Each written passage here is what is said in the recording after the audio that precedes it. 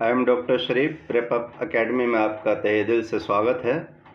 आज फिर हम भारतीय राज्य व्यवस्था एवं संविधान की टेस्ट सीरीज़ की ये चौथी क्लास शुरू कर रहे हैं।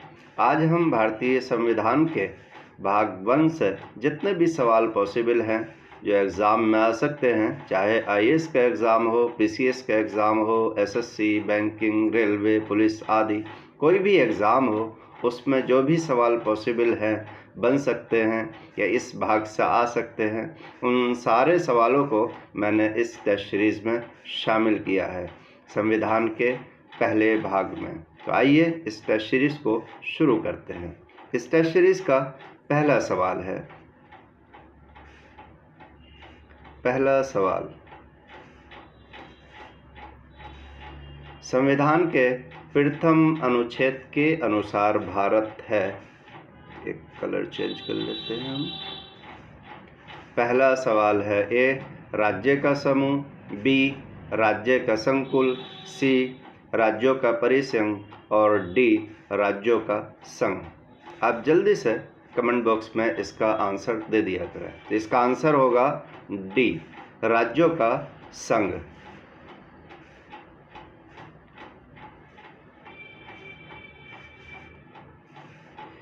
भारतीय संविधान के अनुच्छेद 1 के अनुसार भारत अर्थात इंडिया राज्यों का संघ होगा, यानी यूनियन ऑफ स्टेट होगा।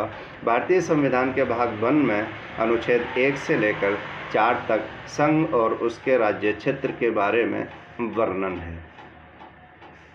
अगला सवाल है,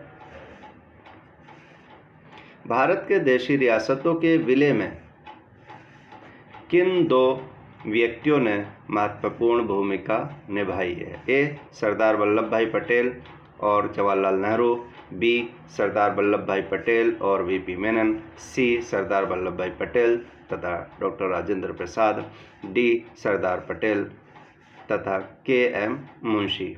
इसका आंसर होगा बी सरदार वल्लभ भाई पटेल और वीपी मेनन।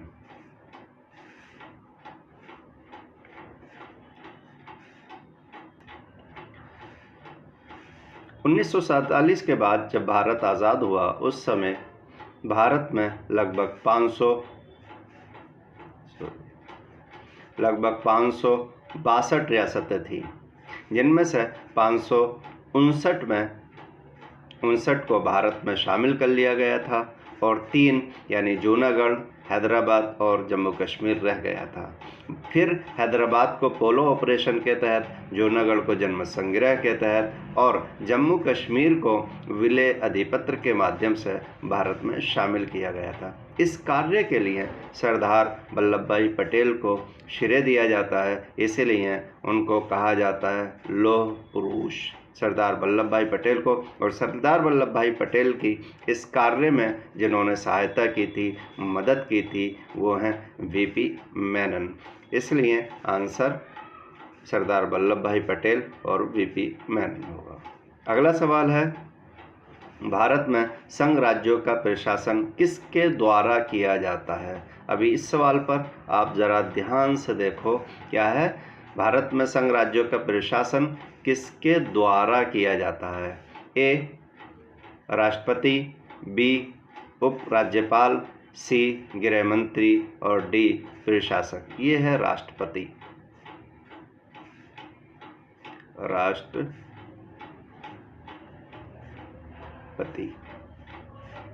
ठीक है, इसका आंसर होगा ए, यानी राष्ट्रपति के द्वारा।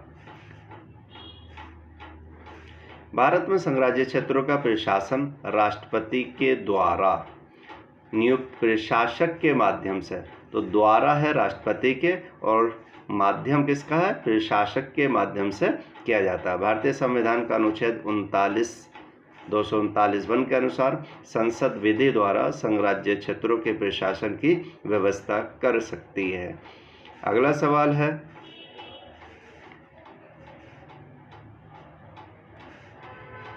1948 में सरकार द्वारा भाषाई आधार पर राज्यों के पुनर्गठन के विषय में परीक्षण के लिए नियुक्त प्रथम भाषाई प्रांत आयोग की, व्यवसायी नहीं है, इसको है भाषाई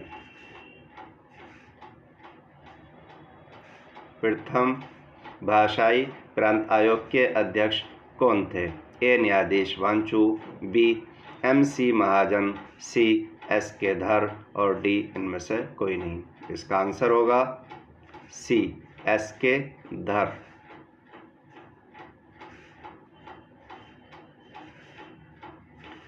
जून 1948 में सरकार ने SK धर की अध्यक्षता में एक भाषाई प्रांत आयोग की नियुक्ति की थी। इस आयोग ने सिफारिश दी थी कि राज्यों का पुनर्गठन प्रशासनिक सुविधा के अनुसार होना चाहिए, न कि भाषाई आधार पर।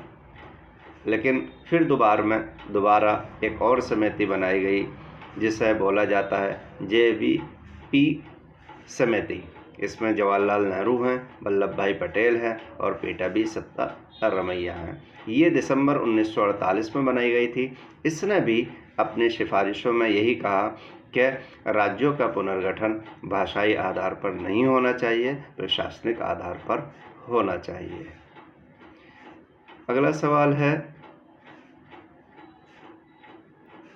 राज्य पुनर्गठन आयोग ने 1 नवंबर 1956 को कितने राज्य और कितने संघ राज्यों का गठन किया?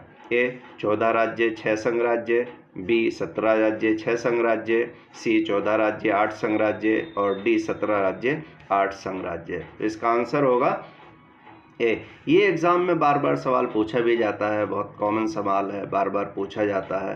तो इसका 14 राज्य और 6 संघ राज्य क्षेत्रों का गठन किया गया था। इसका एक्सप्लेनेशन थोड़ा सा लंबा है लेकिन पढ़ना ज़रूरी है। 1953 में फजल अली की अध्यक्षता में एक राज्य पुनर्गठन आयोग का गठन किया गया था। इस आयोग ने अपनी रिपोर्ट 1955 में पेश की थी, जिसमें राज्य पुनर्गठन के लिए 4 आधार बताए थे। एक भाषाई संस्कृतियों का एकरूपता, दूसरा देश की एकता और अखंडता, तीसरा वित्तीय और प्रशासनिक एकरूपता और चौथा कल्याणकारी योजनाओं का क्रियान्वयन। आयोग की सिफारिशों के आधार पर 7वें संविधान संशोधन अधिनियम 1956 के द्वारा राज्य पुनर्गठन की योजनाओं को क्रियान्वित किया गया था। परिणाम स्वरूप 1 नवंबर 1956 को 14 राज्य और 6 केंद्र शासित प्रदेशों का गठन किया गया था। अगला सवाल है, नए राज्य के गठन की शक्ति किस में निहित है? ए संसद में, बी राष्ट्रपति में, सी मंत्रिपरिषद में, डी राज्य पुनर्गठन आयोग में। इसका आंसर होगा ए संसद में। नए राज्य के गठन की शक्ति संसद में निहित होती है। संविधान का अनुच्छेद 3 के अनुसार संसद को यह शक्ति प्राप्त है कि वो नई राज्यों के निर्माण, वर्तमान राज्यों के क्षेत्रों में, नामों में और सीमाओं में परिवर्तन कर सकता है। तो संसद को ये शक्ति प्राप्त है। अगला सवाल है, किस संविधान संशोधन द्वारा दिल्ली को राष्ट्रीय राजधानी क्षेत्र का दर्जा प्रदान किया गया था? 67वां, 69वां, 68वां और 70वां। ये बहुत कॉमन सवाल है, बार बार एग्जामों में पूछा भी जाता है, इसलिए मैंने इसका आंसर पूछने की कोशिश की है। तो इसका आंसर होगा 69वां संविधान संशोधन। 69वें संविधान संशोधन अधिनियम 1991 के तहत संविधान में अनुच्छेद 239 का और 239 का खा को जोड़ा गया था। संघ राज्य क्षेत्र दिल्ली को अब राष्ट्रीय राजधानी क्षेत्र के नाम से भी जाना जाता है। राष्ट्रीय राजधानी क्षेत्र। तो आपको याद रखना है कि 69वां संविधान संशोधन कब हुआ और ये किस लिए किया गया था। अगला सवाल है, छत्तीसगढ़ राज्य की स्थापना कब हुई थी? 1 नवंबर 2000 को, 9 नवंबर 2000 को, 1 नवंबर 2001 को, 15 नवंबर 2001 को। इसका आंसर होगा ए 1 नवंबर 2000 को। छत्तीसगढ़ राज्य की स्थापना 1 नवंबर 2000 को मध्य प्रदेश से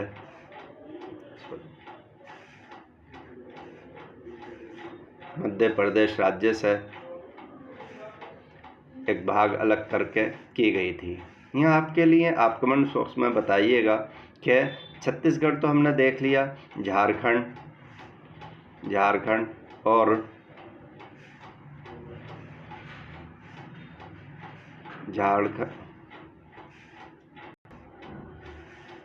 छत्तीसगढ़ तो हमने देख लिया, झारखंड और उत्तराखंड यानी यूके का भी गठन किस किस डेट में किया गया है, आप ये कमेंट बॉक्स में लिख के बताइएगा।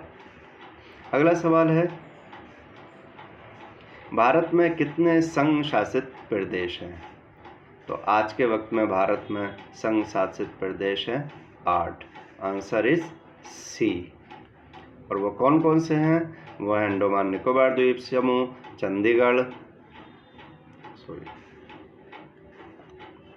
अंडमान निकोबार द्वीप समूह, चंडीगढ़, दादर नगर हवेली, दमन दीव, लक्षद्वीप, पुडुचेरी, दिल्ली, जम्मू कश्मीर एंड लद्दाख। अगला सवाल है,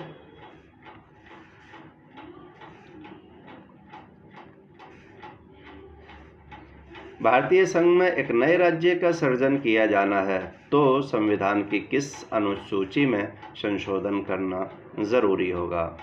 ए 5वीं अनुसूची, बी 3री अनुसूची, सी 2री अनुसूची और डी प्रथम अनुसूची। इसका आंसर होगा डी, प्रथम अनुसूची में संशोधन करना जरूरी होगा। संविधान की पहली अनुसूची में राज्य और संघ राज्य क्षेत्रों के नाम, उनके अंतर्गत आने वाले राज्य क्षेत्रों का वर्णन किया गया है। अगला सवाल है, निम्न में से कौन एक भारत संघ का सहयोगी, देखो सवाल पूछ रहा सहयोगी राज्य था, जैसे बाद में भारतीय संघ का पूर्ण राज्य बनाया गया? ए अरुणाचल प्रदेश, बी सिक्किम, सी झारखंड और डी छत्तीसगढ़। इसका आंसर होगा बी सिक्किम।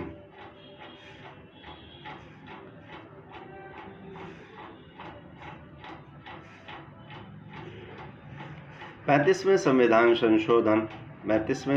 संशोधन अधिनियम 1974 के तहत सिक्किम को संरक्षित राज्य का दर्जा समाप्त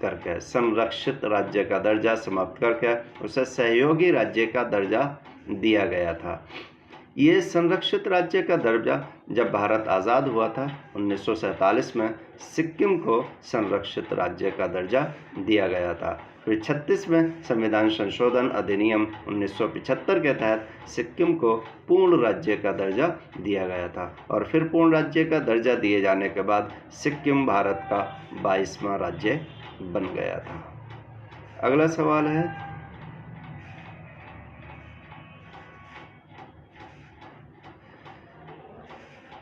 एक नया राज्य बनाने में संवैधानिक संशोधन के लिए किस प्रकार का बहुमत चाहिए? साधारण, 2/3, 3/4, इनमें से कोई नहीं।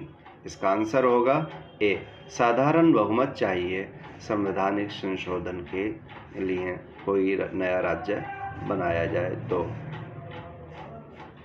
संसद साधारण बहुमत से किसी नए राज्य का गठन, वर्तमान राज्य के क्षेत्रों में, नामों में या सीमाओं में परिवर्तन कर सकती है। इसके लिए विधेयक राष्ट्रपति की सिफारिश से ही संसद में पेश किया जा सकता है। तो पहले राष्ट्रपति की सिफारिश ज़रूरी है और संसद को ये पावर है कि वो उनके नामों में, क्षेत्रों में और सीमाओं में परिवर्तन कर सकती है। अगला सवाल होगा, भारतीय संघ के अंतर्गत किसी राज्य को शामिल करने की शक्ति किसे प्राप्त होती है? भारत के राष्ट्रपति को, प्रधानमंत्री को, संसद को, सर्वोच्च न्यायालय को। इसका आंसर होगा सी। ये भी पहले जैसे ही क्वेश्चन का आंसर है अगर आपने समझा है तो। भारतीय संघ में किसी राज्य को शामिल करने की शक्ति संसद को प्राप्त है। संविधान का अनुच्छेद 2 के अनुसार संसद विधि द्वारा नए राज्यों का और भारतीय संघ में प्रवेश या उनकी स्थापना कर सकती है। अगला सवाल होगा आपका,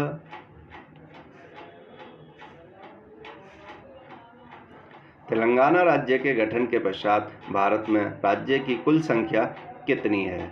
27, 28, 29, 30। तो देखो क्वेश्चन है, तेलंगाना राज्य के गठन के बाद भारत में राज्य की कुल संख्या कितनी है? तो अगर उस वक्त की बात की जा रही है तो आंसर होगा सी, और अगर आज के वक्त की बात की जाएगी तो आंसर होगा बी। आज के वक्त 28 है और तेलंगाना को शामिल करने के बाद में राज्यों की संख्या 29 हो गई थी। देखो, तेलंगाना राज्य के गठन के बाद भारत में राज्यों की संख्या 29 हो गई थी, लेकिन आज वर्तमान में राज्यों की संख्या 28 है। अगला सवाल होगा, निम्नलिखित राज्य की स्थापना का सही आरोही क्रम। ए नागालैंड, मेघालय, सिक्किम, अरुणाचल प्रदेश, बी मेघालय, अरुणाचल प्रदेश, नागालैंड, सिक्किम, और सी अरुणाचल प्रदेश, नागालैंड, सिक्किम, मेघालय, और डी सिक्किम, नागालैंड, अरुणाचल प्रदेश और मेघालय। इसका आंसर होगा ए, यानी मेघालय, नागालैंड, मेघालय, सिक्किम और अरुणाचल प्रदेश। क्रम ये रखा है, 1 दिसंबर 1963 को नागालैंड, जनवरी 1972 को मेघालय, सिक्किम को 75 में और फरवरी 1987 को अरुणाचल प्रदेश में।